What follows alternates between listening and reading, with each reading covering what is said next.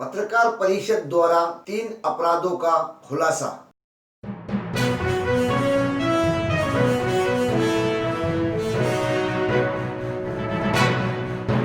मैं अफराहिम मीर, आज का महानगर में आपका स्वागत है। राज्य महाराष्ट्र के थाने जिले में स्थित मुंब्रा शहर के मुंब्रा पुलिस स्टेशन में मंगलवार 7 जुलाई को एक बार फिर से पत्रकार परिषद का आयोजन किया गया, जिसमें पिछले कई दिनों में जो वारदातें मुंब्रा पुलिस स्टेशन की हद में की गई है, उसमें से खास तौर से 3 वारदातों का मुंब्रा पुलिस स्टेशन द्वारा खुलासा किया गया, जिसमें तलावपली के पास एक मकान में घर फोड़ी, जिसे हाउस ब्रेकिंग कहते हैं, जो वारदात हुई, उसमें तकरीबन 7 से 7.5 लाख के सोने के गहने चोरी किए गए। दूसरे नंबर पर हमारे चैनल के आज का महानगर के वीडियो एडिटर विजय मंडल के साथ मुंब्रा रेलवे स्टेशन परिसर में जो लूट की रॉबरी की वारदात हुई, और दीवा में जो एक मोबाइल के कारोबारी जो लॉकडाउन के कारण दुकान बंद होने से दुकान का सारा माल घर पे रखा हुआ था, घर से मोबाइल चोरी करने की वारदात। इन तीनों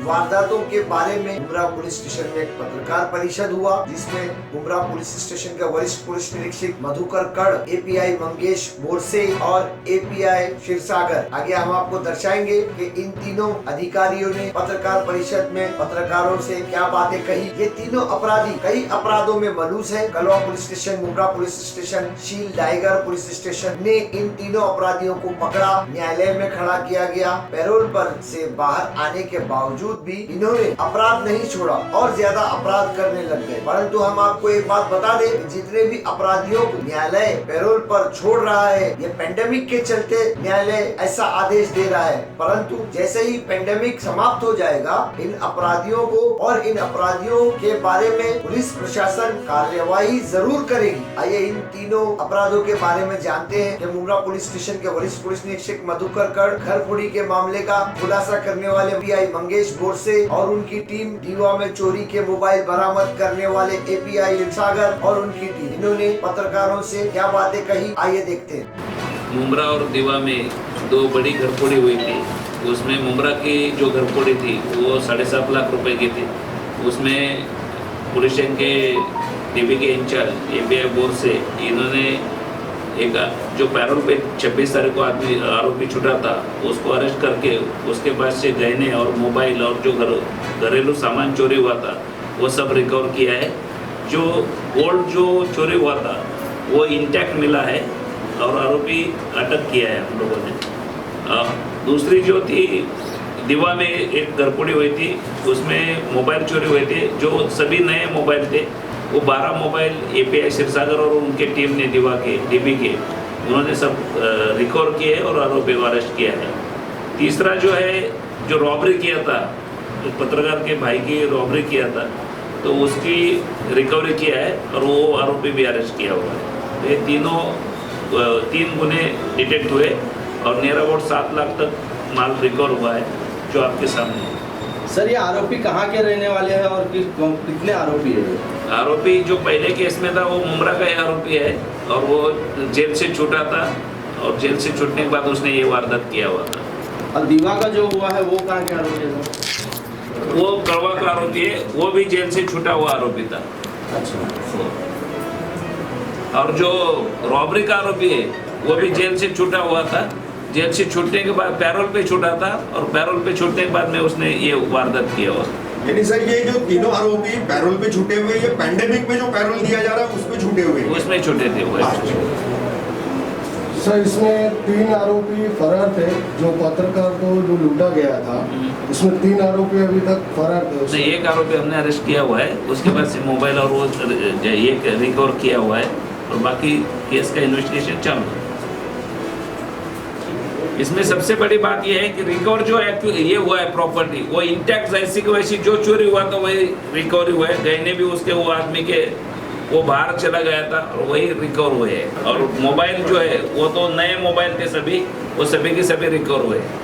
यानी कि हमेशा की तरह जो सोना जो है वो चोरी होने के बाद मारवाड़ी को देते हैं, गलाते हैं, वो सारा प्रोसेस नहीं हो पाया इसमें। प्रोसेस इसमें हुआ नहीं, क्योंकि वही गोरसे की टीम ने वो जो ऑर्नामेंट की जो चोरी थी वो इमीडिएट डिटेक्ट किया था, इसलिए वैसे की वैसे मिल हमारी जानकारी के हिसाब से सर जिस दिन चोरी हुई थी उसके सेकंड डे ही बोरसे साहब की टीम ने उस आरोपी को उठा लिया था, हिरासत में लिया था। नहीं, सेकंड डे नहीं किया था, जब रजिस्टर होने के बाद में उसको अरेस्ट किया। तुरंत नहीं किया, लेकिन 2-4 दिन जाने के बाद में उसको अरेस्ट किया था।